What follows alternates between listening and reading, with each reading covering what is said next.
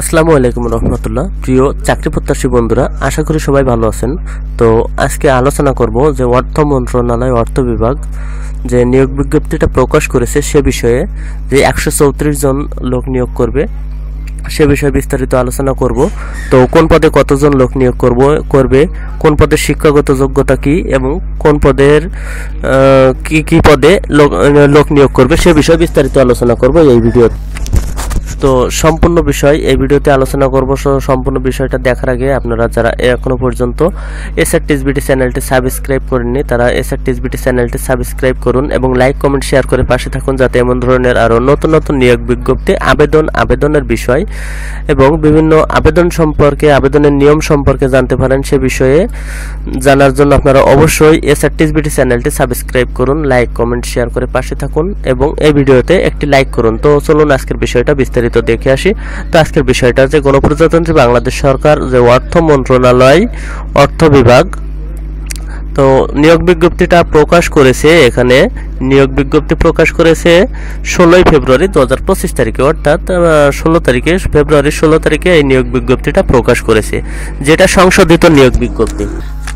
তো এই নিয়োগ বিজ্ঞপ্তি দেওয়া আছে, দেখেন যে অর্থ বিভাগ অর্থ মন্ত্রণালয়ে 27 মার্চ 2024 তারিখের উক্ত স্মারক নাম্বারের নিয়োগ বিজ্ঞপ্তি সংশোধনপূর্বক, অর্থাৎ এই স্মারক নম্বরে যে নিয়োগ বিজ্ঞপ্তিটা প্রকাশ করেছিল তার যে সংশোধন হয়েছে সেই সংশোধনপূর্বক রাজস্ব খাতভুক্ত নিয়োগযোগ্য শূন্য পদের বিপরীতে জাতীয় বেতন স্কেল 2015 এর 13তম ও 16তম ও 20তম গ্রেডভুক্ত নিম্নোক্ত স্থায়ী পদে সরাসরি জনবল নিয়োগের লক্ষ্যে পদের পাশে বর্ণিত শর্তে বাংলাদেশের প্রকৃত নাগরিকদের নিকট হতে কেবলমাত্র অনলাইনে আবেদনপত্র আহ্বান করা যাচ্ছে।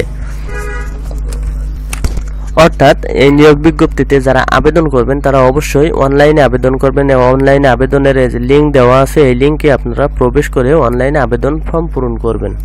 অনলাইনে আবেদন ফর্ম ব্যতীত অন্য কোনো আবেদন ফর্ম গ্রহণযোগ্য হবে না। তো এখানে 1 নম্বর ক্রমিকে যেটা দেওয়া আছে, যে নিয়োগ বিজ্ঞপ্তির 1 নম্বর ক্রমিকে যে কম্পিউটার অপারেটর যেটার বেতন গ্রেড 13তম এবং বেতন স্কেল 11,000 থেকে 26,590 টাকা এবং এখানে লোক নিয়োগ করবে 9 জন। তো 9 জন লোকে এই কম্পিউটার অপারেটর পদে নিয়োগ করবে এবং এর শিক্ষাগত যোগ্যতা কোনো স্বীকৃত বিশ্ববিদ্যালয়তে বিজ্ঞান বিভাগে স্নাতক বা সমমানের ডিগ্রি এবং খ নম্বরে যেটা দেওয়া আছে যে কম্পিউটার মুদ্রাক্ষরে প্রতি মিনিটে বাংলায় 25 শব্দ এবং ইংরেজিতে 30 শব্দ গতিসহ সংশ্লিষ্ট বিষয়ে উত্তীর্ণ হতে হবে। তো 2 নম্বর ক্রমিকে যেটা দেওয়া আছে যে 2 নম্বর ক্রমিকে যে 60 মুদ্রাক্ষরিক কাম কম্পিউটার অপারেটর, তো 60 মুদ্রাক্ষরিক কাম কম্পিউটার অপারেটর পদে এখানে লোক নিয়োগ করবে 30 জন। তো কম্পিউটার অপারেটর পদে এখানে 60 মুদ্রাক্ষরিক কম্পিউটার অপারেটর পদে লোক নিয়োগ করবে 30 জন। বেতন স্কেল দেওয়া আছে যে 11,000 থেকে 26,590 টাকা পর্যন্ত। তো এখানে শিক্ষাগত যোগ্যতা যেটা দেওয়া আছে যে ক নম্বরে কোনো স্বীকৃত বিশ্ববিদ্যালয় হতে স্নাতক বা সমমানের ডিগ্রি। খ নম্বরে যেটা দেওয়া আছে যে কম্পিউটার প্রশিক্ষণ প্রাপ্ত। গ নম্বরে দেওয়া আছে ষাটলিপি ও সর্বনিম্ন গতি প্রতি মিনিটে ইংরেজিতে 70 শব্দ এবং বাংলায় 45 শব্দ। ঘ নম্বরে যেটা দেওয়া আছে যে কম্পিউটার মুদ্রাক্ষরে সর্বনিম্ন গতি প্রতি মিনিটে ইংরেজিতে 20 শব্দ এবং বাংলায় 25 শব্দ। যেটা দেওয়া আছে যে কম্পিউটারে ওয়ার্ড প্রসেসিং সহ ইমেইল, ফ্যাক্স পরিচালনা দক্ষতা ও অভিজ্ঞতা থাকতে হবে।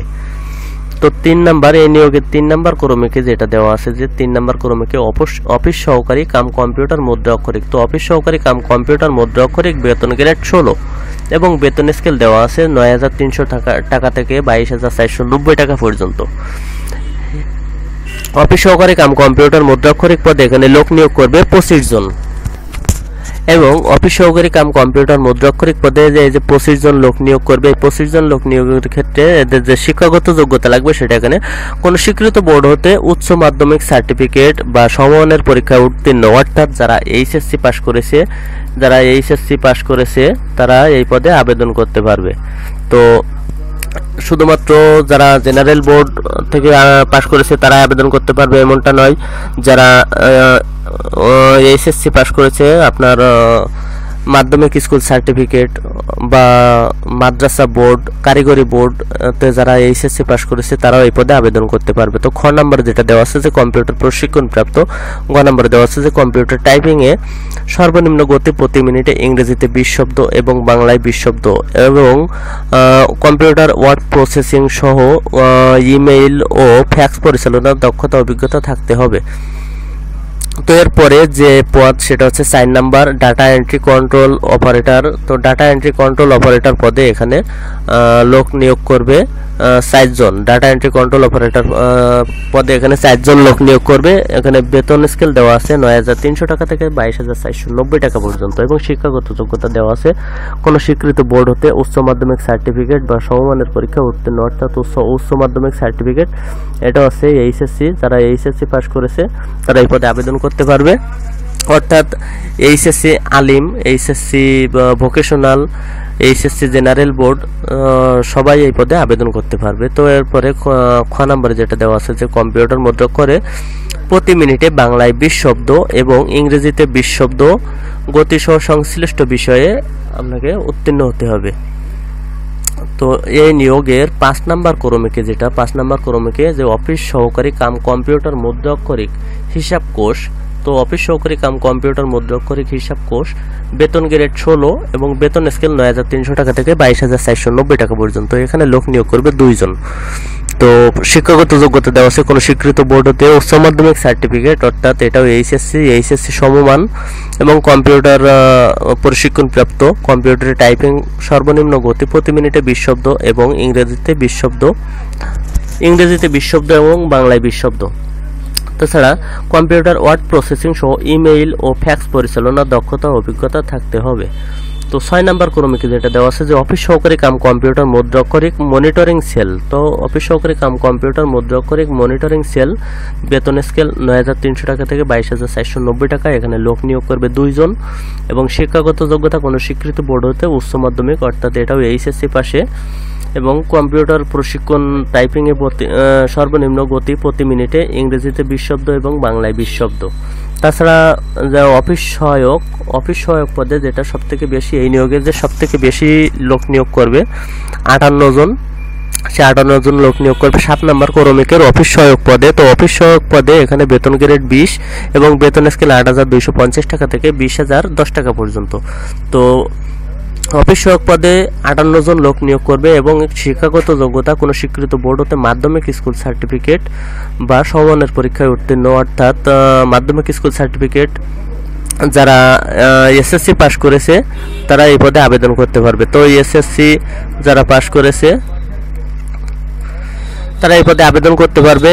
তাছাড়া এই এসএসসি যারা দাখিল পরীক্ষা দিয়ে পাস করেছে, মাদ্রাসা বোর্ড, কারিগরি বোর্ড থেকে যারা পাস করেছে তারাও এই পদে আবেদন করতে পারবে। তো অর্থ মন্ত্রণালয়ে অফিস সহায়ক পদে 58 জন লোক নিয়োগ করবে। এছাড়া এই নিয়োগের সর্বশেষ যে পদ সেটা হচ্ছে অফিস সহায়ক মনিটরিং সেল। তো অফিস সহায়ক মনিটরিং সেল এখানে বেতন স্কেল দেওয়া আছে 8,250 টাকা থেকে 20,010 টাকা পর্যন্ত এবং লোক নিয়োগ করবে 4 জন। তাছাড়া এখানে এই অফিস সহায়ক মনিটরিং সেলে যে 4 জন লোক নিয়োগ করবে তাদের শিক্ষাগত যোগ্যতা এখানে দেওয়া আছে কোনো স্বীকৃত বোর্ড হতে মাধ্যমিক স্কুল সার্টিফিকেট বা সমমানের পরীক্ষায়, অর্থাৎ এটাও এসএসসি পাস। তো যারা এসএসসি পাস করেছে তারা এই পদে আবেদন করতে পারবে। এছাড়া এই নিয়োগের আর একটা গুরুত্বপূর্ণ যে বিষয় সেটা হচ্ছে এখানে দেখেন বিশেষ দ্রষ্টব্য যেটা দেওয়া আছে, যে বিশেষ দ্রষ্টব্য 27 মার্চ 2024 তারিখে যে স্মারক নম্বর এখানে দেওয়া আছে, এই স্মারক নম্বরের আলোকে 27 মার্চ 2024 তারিখে যে নিয়োগ বিজ্ঞপ্তি প্রকাশ হয়েছিল তাতে যারা আবেদন করেছিলেন তাদের নতুন করে আবেদন করার প্রয়োজন নেই। এছাড়া আবেদন ফর্ম পূরণের যে নির্দেশনা এবং শর্তাবলীগুলো আছে সেগুলো এখানে খেয়াল করেন যে 1 নম্বর ক্রমিকে 1 ফেব্রুয়ারি 2025 তারিখে প্রার্থীর বয়স 18 থেকে 20 বছরের মধ্যে হতে হবে। তো অবশ্যই যারা আবেদন করবেন তাদের বয়স, প্রার্থীর বয়স 18 থেকে 32 বছরের ভিতরে থাকতে হবে এবং 2 ও 3 নম্বর বর্ণিত পদের ক্ষেত্রে সর্বোচ্চ 40 বছর পর্যন্ত। তাছাড়া এখানে যে আবেদন ফর্ম কিভাবে পূরণ করবেন, কত তারিখে আবেদন শুরু হবে সে বিষয়টা এখানে দেখেন যে 13 নম্বর ক্রমিকে শর্তাবলী 13 নম্বর ক্রমিকে এখানে দেওয়া আছে যে অনলাইনে আবেদনপত্র পূরণ সংক্রান্ত নিয়মাবলী ও করণীয়। তো এখানে ক নম্বরে দেওয়া আছে পরীক্ষায় অংশগ্রহণে ইচ্ছুক ব্যক্তি যে সকল প্রার্থী আবেদন করবেন তারা এই যে লিঙ্ক দেওয়া আছে এই লিঙ্কে প্রবেশ করে আপনারা অনলাইনে আবেদন ফর্ম পূরণ করবেন। তো ওয়েবসাইটের লিঙ্কটা moaf.teletalk.com.bd। তো moaf.teletalk.com.bd এই ওয়েবসাইটে প্রবেশ করে আপনাদের অনলাইনে আবেদন ফর্ম পূরণ করতে হবে। তো অনলাইনে আবেদন ফর্ম পূরণের জন্য এখানে যে সময়সীমা দেওয়া আছে যে কত তারিখে আবেদন ফর্ম শুরু হবে সে বিষয়টা এখানে দেখেন যে 1 নম্বর ক্রমিকে যেটা দেওয়া আছে যে 1 নম্বর ক্রমিকে যে অনলাইন আবেদনপত্র পূরণ ও পরীক্ষার ফি জমা দেওয়ার শুরুর তারিখ যেটা 19 ফেব্রুয়ারি 2025 খ্রিস্টাব্দ তারিখ। তো 19 ফেব্রুয়ারি 2025 খ্রিস্টাব্দ তারিখ সকাল 10টা থেকে আবেদনপত্র শুরু হয়েছে। তো এরপরে যে আবেদন শেষ হবে অনলাইনে আবেদনপত্র জমা দানের যে শেষ তারিখ ও সময় সেটা হচ্ছে 16 মার্চ 2025 খ্রিস্টাব্দ তারিখ বিকাল 5টা পর্যন্ত। তো যে সকল প্রার্থীগণ অনলাইনে আবেদন ফর্ম পূরণ করবেন তারা অবশ্যই 16 মার্চ 2025 তারিখ বিকাল 5টার মধ্যে অনলাইনে আবেদন ফর্ম পূরণ করবেন।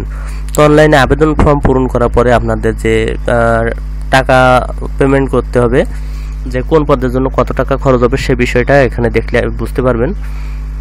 তো সে বিষয়টা এখানে দেখেন যে 1, 2, 3, 4, 5 ও 6 নম্বর ক্রমিকের জন্য যে 1, 2, 3, 4 ও 4, 5 এবং 6 নম্বর ক্রমিকের জন্য এখানে 100 টাকা এবং টেলিটক সার্ভিস ফি 12 টাকা, মোট 112 টাকা আপনাদের আবেদন খরচ হবে। তাছাড়া 7 ও 8 নম্বর ক্রমিকের জন্য 7 ও 8 নম্বর ক্রমিকের জন্য আপনারা যারা অনলাইনে আবেদন ফর্ম পূরণ করবেন তাদের খরচ হবে 50 টাকা এবং টেলিটক সার্ভিস ফি বাবদ 6 টাকা, মোট আপনাদের 56 টাকা খরচ হবে। তো 7 নম্বর ও 8 নম্বর ক্রমিকের জন্য 56 টাকা খরচ হবে। এছাড়া 1, 2, 3, 4, 5 এবং 6 নম্বর ক্রমিকের জন্য 112 টাকা আপনাদের অনলাইনে আবেদন করার পরে পরীক্ষার ফি বাবদ জমা দিতে হবে। তো আজকের আলোচনার বিষয়টা অর্থ মন্ত্রণালয়ে যে নিয়োগ বিজ্ঞপ্তিটা প্রকাশ করেছিল সে বিষয়ে আলোচনা করলাম যে কোন পদে কতজন লোক নিয়োগ করবে, কিভাবে আবেদন করবেন, আবেদনের লিঙ্ক এবং আবেদনের খরচ বিস্তারিত বিষয়ে এই ভিডিওতে আলোচনা করলাম। তো আশা করি সবাই বুঝতে পেরেছেন। যদি বুঝতে সমস্যা হয় তাহলে ভিডিওটি রিপ্লে করে দেখবেন এবং মনোযোগ সহকারে দেখবেন, তাহলে সম্পূর্ণ বিষয়টা বুঝতে পারবেন।